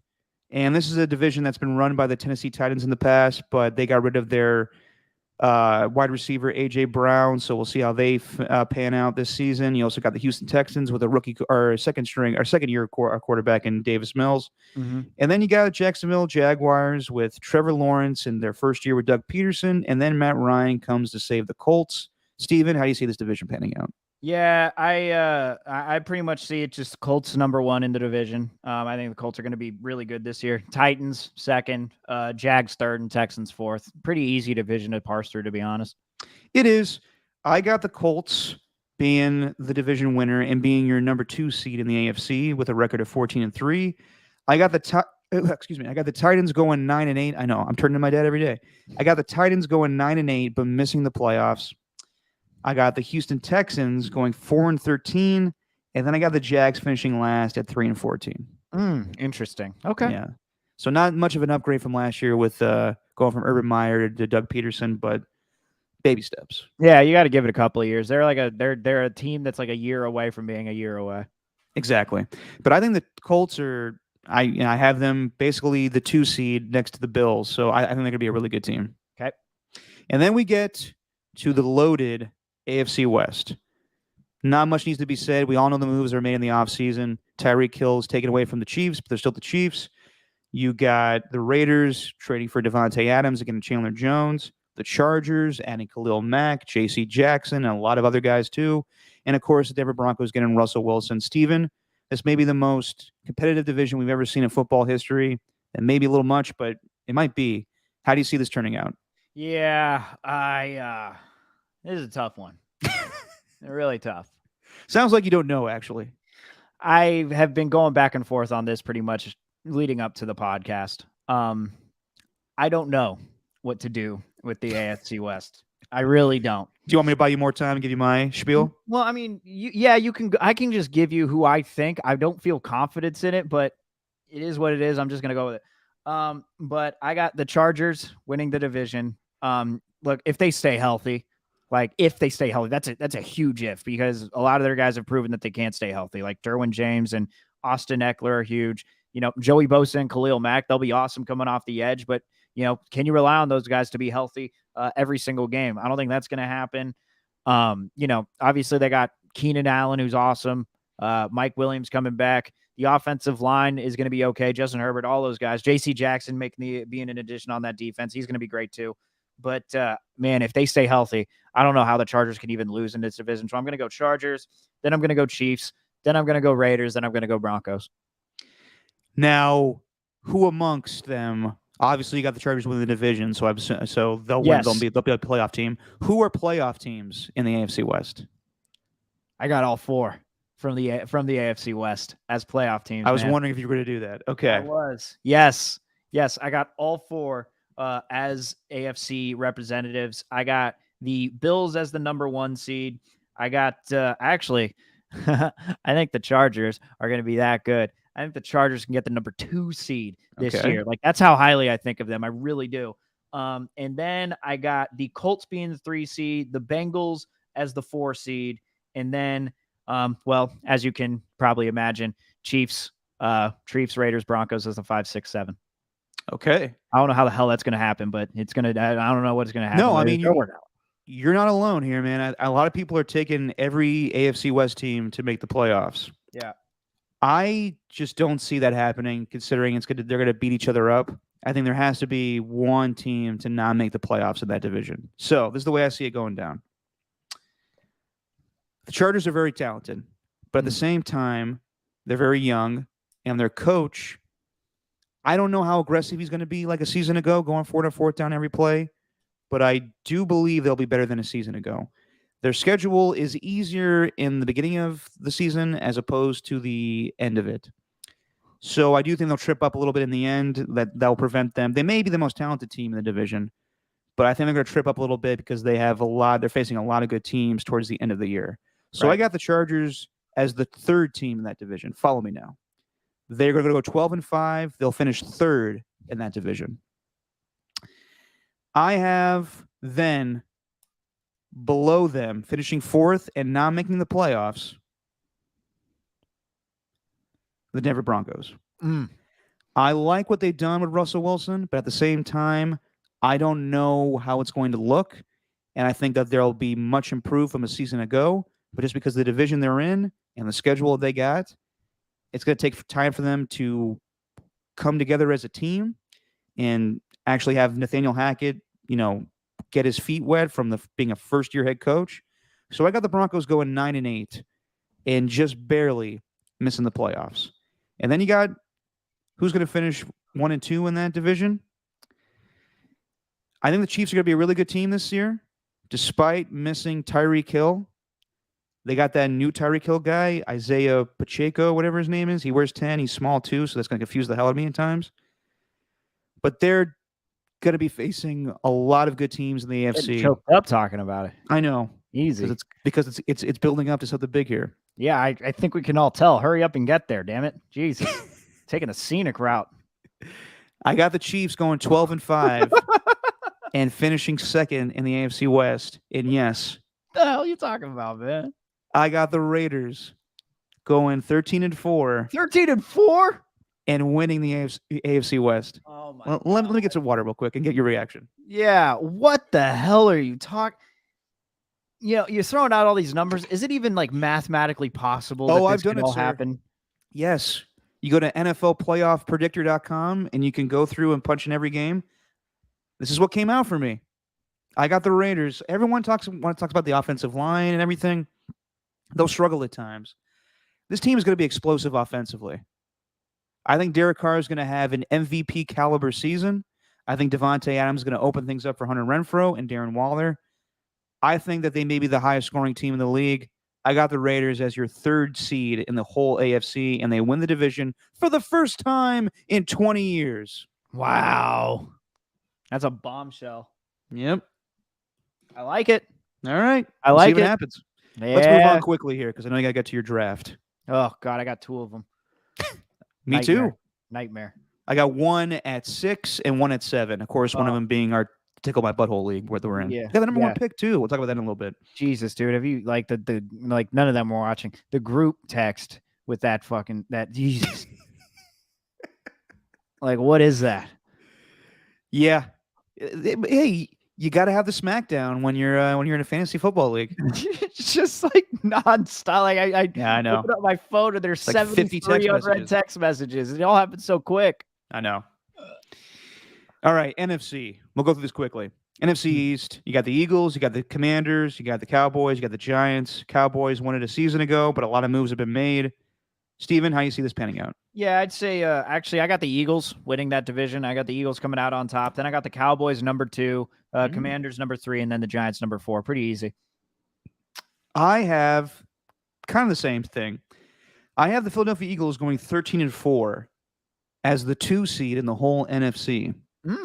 But after that, people are sleeping on this team, and people hate this guy. I understand, but I think he's going to do some good things for this team. I got the Washington Commanders going 9-8 and sneaking in as a 6 seed. Your boy Carson Wentz. My boy Carson Wentz. No one believes in him but me. And then we have the Dallas Cowboys, who I think are going to just not be very good this season. They just lost Tyron Smith for the year. They're going to sign 39-year-old Jason Peters to be the blind side for Dak Prescott. I see the Dallas Cowboys going 7-10 and having Mike McCarthy obviously fired. Wow. And then the Giants pulling up the rear 4-13. Wow. Yeah. All right. Yeah. I see the complete opposite of that for the Commanders and the Cowboys. So you think the Cowboys still going to be fairly good? Yeah. Yeah, I still think they are, despite Mike McCarthy. I think they'll be fine. Tony Not Pollard, for me. CeeDee Lamb, still a Yeah, good but they don't offense. have Amari. They don't have. Their offensive line. That's going to be trouble on the left side there with Tyron Smith out. Yeah. Yeah, I don't see it. Keep that they don't have Amari thought in mind. All right. Keep that in mind. For the whole something- season, or No, for what we're talking about. Okay. For a couple of things. Yeah, there you go. Yeah. okay, all right. NFC North. Aaron Rodgers comes back. They lose Devontae Adams, and the rest of the division has just been trying to catch up with the Packers ever since. Is it going to be the same, Steven? Yeah, pretty much. I mean, I don't like. It's all I got. Packers, Vikings, Lions, then Bears. Actually, I got the Oh, Lions my. coming in third. Yeah, I got the Lions coming in third because the Bears stink. I got the Green Bay Packers sliding a little bit as the 4th seed in the NFC, and they finish 11-6. They get the job done, but it's not going to be the same as it's been in the past with Matt LaFleur. So they have 6 losses, but they still win the division and 11-6. I got the Minnesota Vikings finishing 2nd, and your 7th seed in the NFC playoffs, Me going too. 9-8. Me too. Nice. I like the additions they made with Zadarius Smith. They just picked up Jalen Rager, who Jalen Rager went before Justin Jefferson in back in that draft, if you could believe Yeah. that. And I like what they've done with Kevin O'Connell. So I think they're going to be a playoff team. And then I got the Detroit Lions, the Fighting Dan Campbells. They will improve, but they will finish 7-10. Fairly good record for them given the past years. And this probably won't turn out this way, but this is just what I have. Chicago is probably going to be the worst team in football. So I got them going 1-16 this season. Jesus. Don't see a lot of wins there. Good Lord. Okay. That's one of those ones. So how can you really predict a win when their roster's so bad? How can you I go out know. there and really say like, yeah, I mean, they're going to fall into 3 wins. Come on. Of course. And obviously that happens every year. We're like, how did the Bears win that game? They went on the road and beat blah, blah, blah. It happens. But just playing out the season, I'm like, I don't see who they could beat here. Our roster's Right. terrible. Yeah. Yeah. It's awful. Then we get to the NFC South. Tom Brady returns. The Saints make a lot of big moves in the offseason. You got the Panthers going with Baker Mayfield and the Falcons, I guess, playing for the future. Steven, how do you see this division panning out? Actually, so I'm a little different than you'd probably think. So, well, first off, Tampa Bay. How are you going to pick against Tampa Bay being first in the division? Of course, they're going to be first in the division. But second, I got the Panthers in second. Then I got the Saints in third. And then I got the Hawks in last in those standings. You got the Panthers being a good team, huh? Yeah. Yeah. Look, All right. man. Playoff team? I think no. Okay. But I think Baker is I think Baker's fine as a quarterback. He was just playing with a torn labrum all of last year. Maybe much to the whatever. I don't even know what word I'm trying to think of. Chagrin. Yes, but Christian McCaffrey's still going to be back. I like DJ Moore along that side. Now they don't have a tight end. And then on the other side of the ball, I like Shaq Thompson. I like Brian Burns. Their secondary with J.C. Horn, that's still up in the air. But I like their roster better than the Saints roster personally. That's just me. I disagree. I have the Tampa Bay Buccaneers winning the division by default, just because they have Tom there, and they'll still be a good team. They have a lot of offensive line problems. They got Julio, but he's not Julio anymore. They are the 3rd seed in the NFC, and they go 12-5. And then I have the New Orleans Saints, who I think are going to be very good this season. Possibly Jameis Winston's your comeback player of the year. I have them going 11-6 and your 5th seed in the NFC playoffs. Wow. And then I don't see it with the Panthers at all. I don't think Matt Rule is going to make it this season. This is probably not going to happen either, but this is just the way I have it right now. I have the Panthers going 3-14. Wow. And I have the Falcons, just like the Bears, going 1-16. Good Lord. Obviously, they're not going to be that bad, but I can't see how they get many wins this year. Okay. Well, you know what? I don't see how you're that high on the Saints, though. I mean, they've got a pretty good roster every here and there. They got a few players on defense, but outside of Michael Thomas, they don't have any wide receivers. Jarvis Landry. Yeah, Jarvis is fine, but he's not great. Chris Olave. Oh, that's right. They do have Chris Olave. I forgot about that guy. Keep them back in your mind. Yeah. All right. And then we got the NFC West, which features the defending Super Bowl champions and the San Francisco 49ers, the Kyler Murrays, and the Geno Smiths. I'll just refer to them as those teams now. Yes. Well, How do you see this going? I got the Rams coming out on top. I think the Rams are going to be the number 1 team. It is going to be man, I can't remember the left tackle's name who's filling in now for Andrew Whitworth. Oh, Joe Noteboom. Noteboom. That's right. I was going to call him Boot Camp or something. Noteboom. That's right. Joe Noteboom as a left tackle. But old bootstrap Noteboom. I think Allen Robinson's going to be awesome. Looks like Matthew Stafford's a little bit better. Their run game. See if those guys can actually stay healthy. Obviously, their defense with Aaron Donald and Jalen Ramsey. But then number 2, I have the Niners. And then number 3, I have the Cardinals. Then 4th, I have the Seahawks. I have it the same, Steven. I have the LA Rams. I think they're even better than they were a season ago. And Matthew Stafford is going to be even better. I don't buy anything with the elbow stuff. I think he'll be fine. He's been playing through injuries his whole career. I think he's going to be even more comfortable in this this offense now in his second season, and I think Allen Robinson's going to be if Cooper Kupp is the setup guy for Allen Robinson. I think Allen Robinson's going to score a shit ton of touchdowns. Kind of like the same thing with Hunter Renfrow setting things up for Devontae Adams or Darren Waller in the red zone. Right. So I see the LA Rams finishing 14-3 and being your number 1 seed in the NFC playoffs. And this might get controversial here. I got the Niners going 8-9. I don't see them,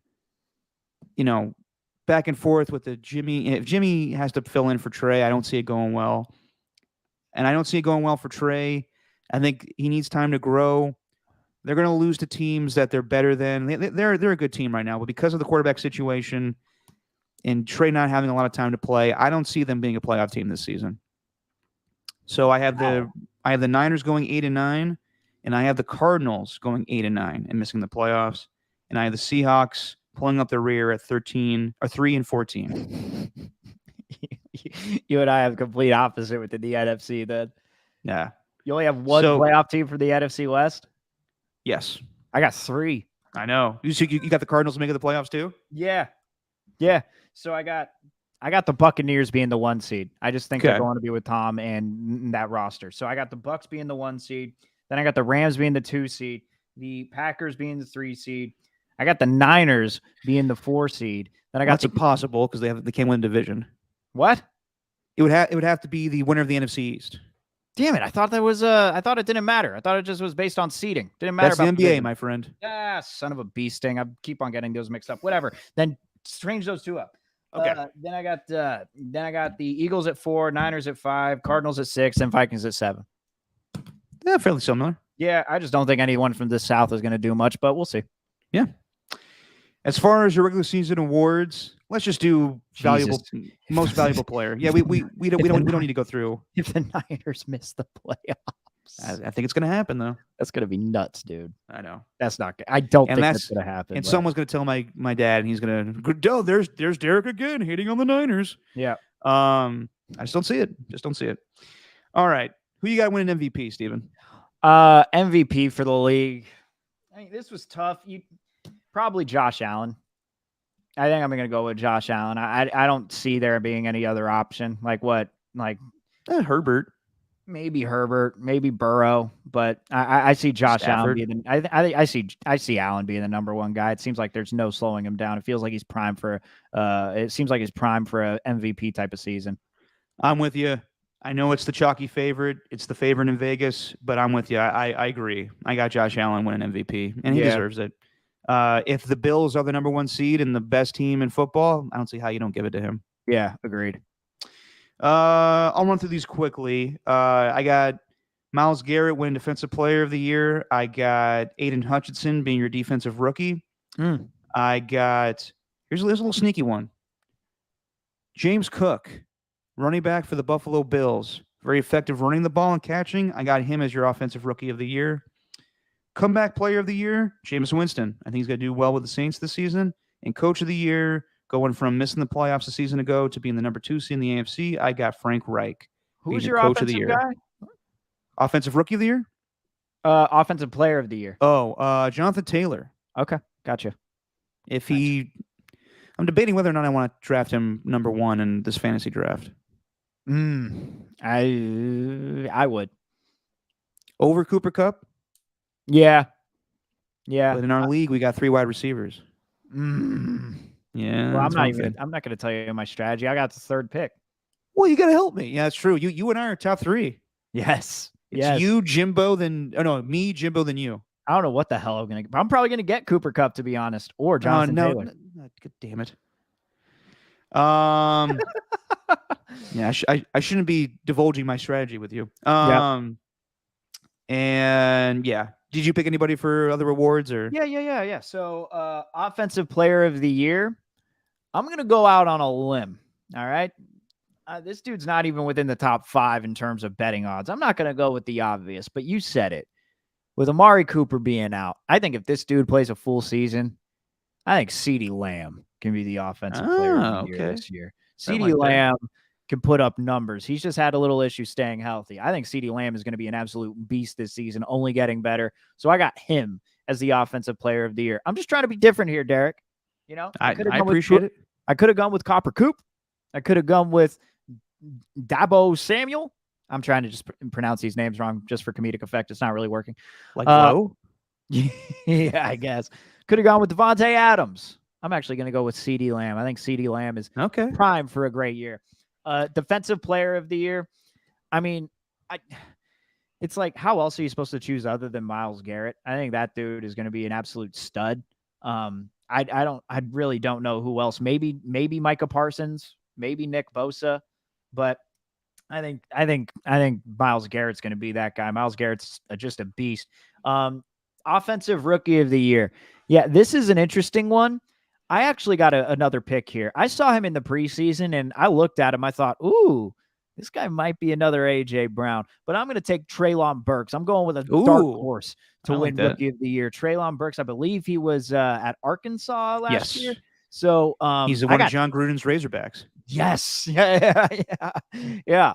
So I got him actually winning the offensive rookie of the year. I saw him making plays. I was like, damn, this dude's a beast. And, Chris Olave, he could be really good. Obviously, Drake London, Kenny Pickett, all those guys are in the top in betting odds. But I think Treylon Burks can be the guy for offensive rookie of the year. Defensive rookie of the year, I got to pick Aiden Hutchinson. Dude's showing out too much in Hard Knocks, showing out too much in preseason. I don't know how he's not going to be the defensive rookie of the year. Comeback player of the year, I'm just going to go out on a limb. I'm going to choose the best player on the list, but Christian McCaffrey, if he stays healthy, I think he'll be the comeback player of the year. Like, he's one of the best in football. So I got him. And did we choose a coach of the year? I chose Frank Reich. You chose Frank Reich as coach of the year? I'm going to go with... Actually, I didn't even think about this one. I chose the players. I didn't even think about the coach. Who do you have making the playoffs from, I guess, who's like the worst team from a season ago to be good in your eyes? You know what? I'm going to Kevin go with my O'Connell? guy, Mike McDaniel. Oh, there you go. So are the Dolphins making the playoffs? No. Okay, either way. I Just didn't have improvement. the coach of the year thought out, but That's your guy. I had That's the your guy. players together. Yeah, I had the players thought. So we have the teams making the playoffs. In the end, Steven, how do you see this ends? Who wins the Super Bowl? Who's playing in it? Well, I think the Bills are going to be the team that's in the Super Bowl, and ultimately, I actually think they win. I do think that the Buccaneers can get back there. I think the NFC is just that, I think they're that depleted. I don't think the NFC is that good at all, and I think Tom Brady and the Bucs really can get back to it. And you never know what could have happened last year. It could have easily been them as the NFL representatives, but with Tom Brady in his last year, I don't know. It's hard to choose against the Bucs. So I guess I got the Bills and the Bucs going to the Super Bowl. I don't know, man. If him and Giselle get divorced, I think he's coming back. True. That's true. You heard it who here. knows? That's we're reading way too much into that. Well, it's probably accurate, but that I'm 45 years old, got a lot of shit going on. It probably speaks to what's going on with him and his wife at home. But Probably. yeah. In the end, season. I called you season. I see the In the end, Steven, I see the season ending the same way it starts. I got the Bills and the Rams meeting in the Super Bowl. Mm-hmm. And while I think the Bills are a very good team, I think the experience of the Rams will help them in the end. And no one's really talking about the Rams. I understand that you really kind of have a Super Bowl hangover sometimes, but I think they got they better. They were 10-7 last year. I forgot about that. I was looking back at the stand. I was like, damn, the Rams were 10-7?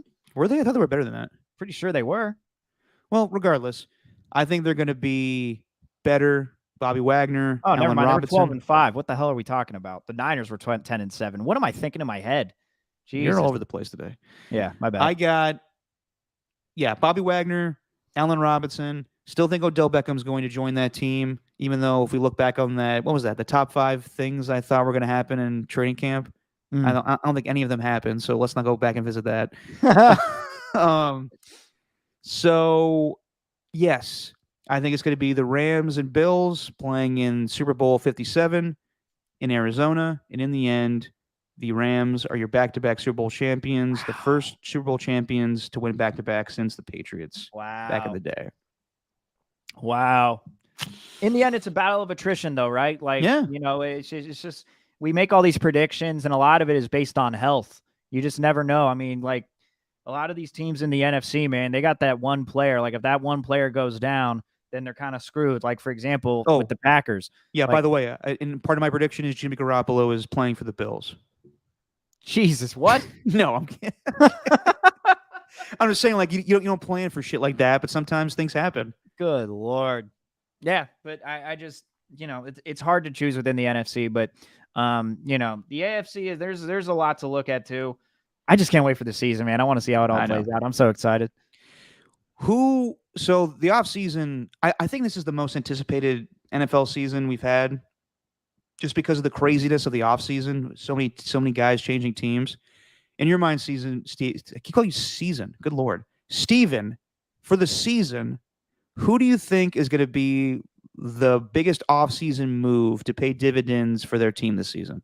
Oh, Steven. well, I mean, if we're going based off your logic that the Raiders are going to go, what, 13-4? 12-5. 12-5? Oh, no. What I have? Actually, you're right. 13-4. Yes. Yeah, 13-4. I think that Devontae Adams is going to prove to be the biggest one without a doubt.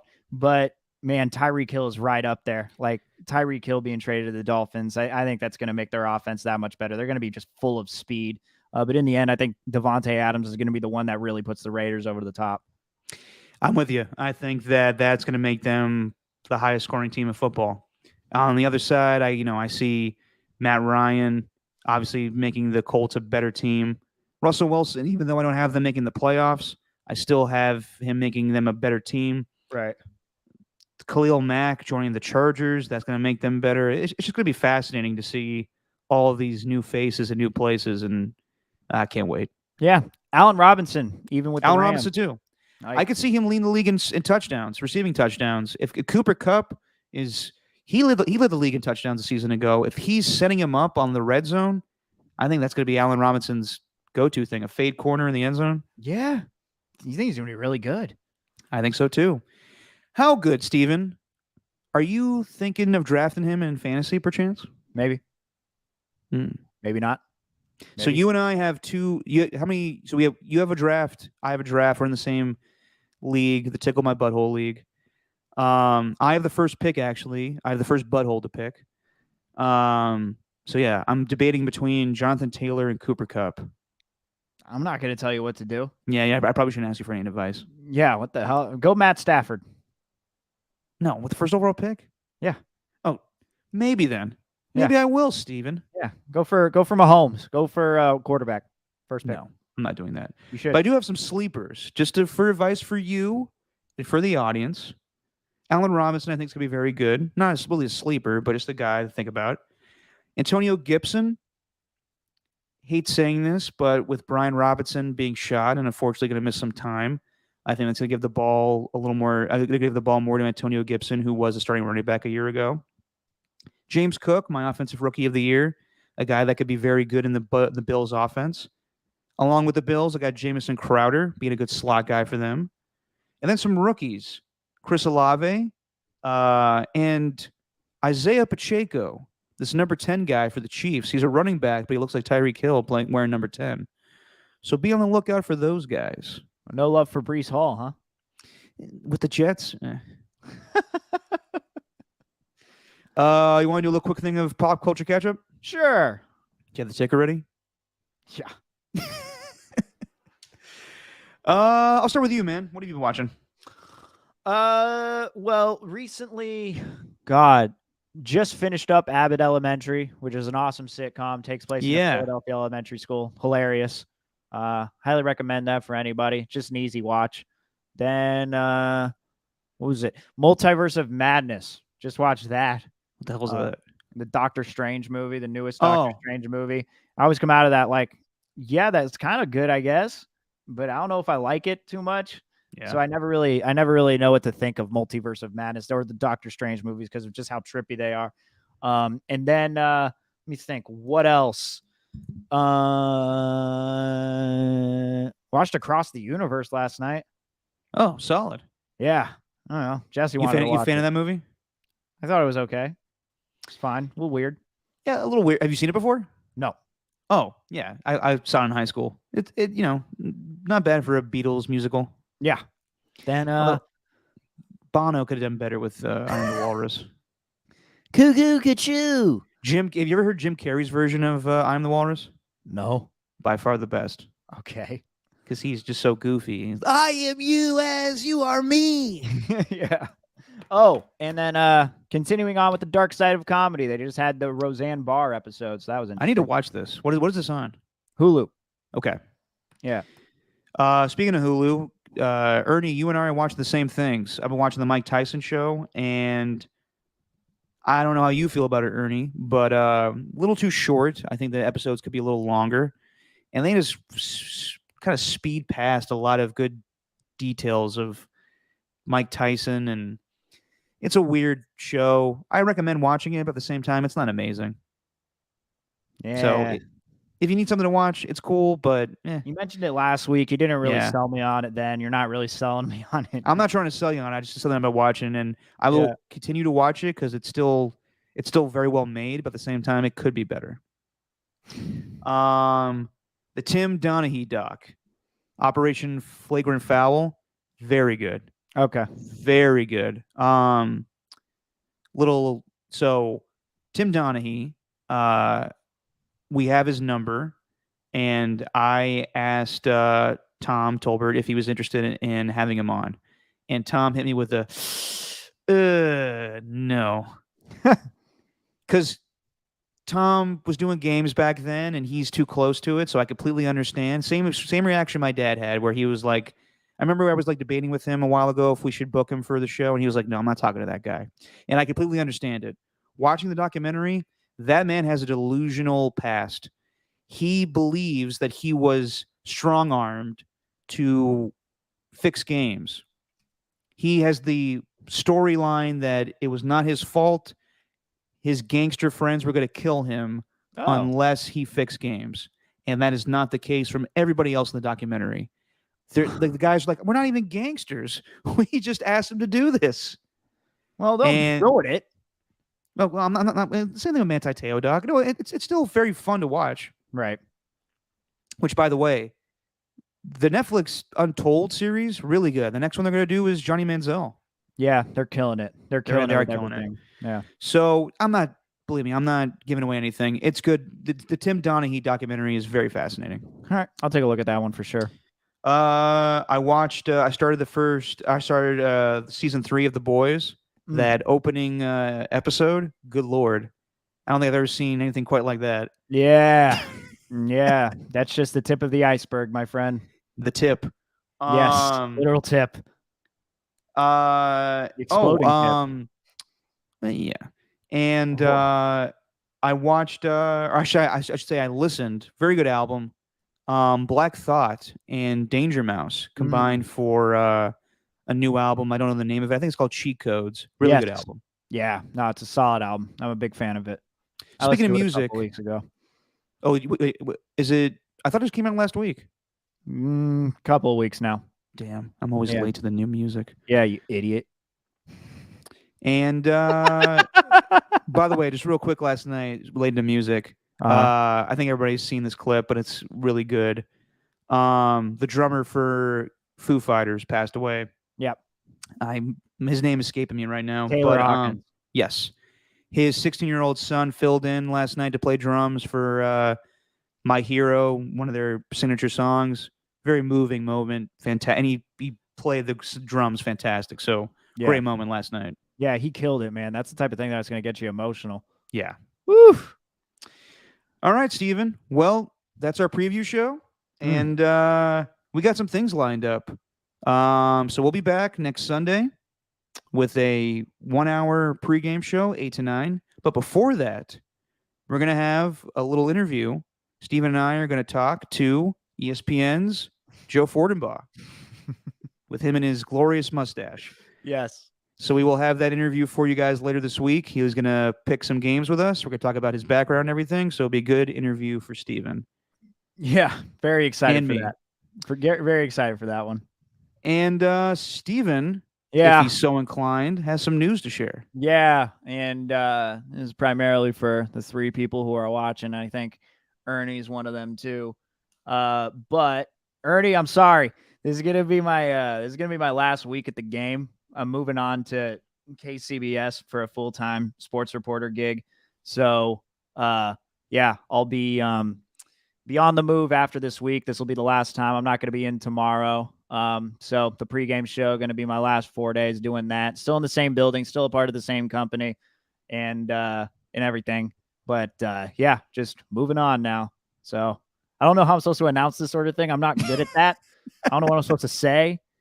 So I'll say it for you, my friend. Congrats. That's a big deal. KCBS, obviously well known here in the Bay Area, so that's a big deal. Congrats. yeah, yeah. Thanks, man.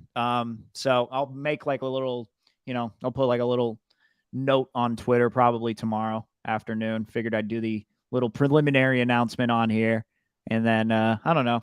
I guess like say something on the pregame show tomorrow or whatever to anyone who actually cares.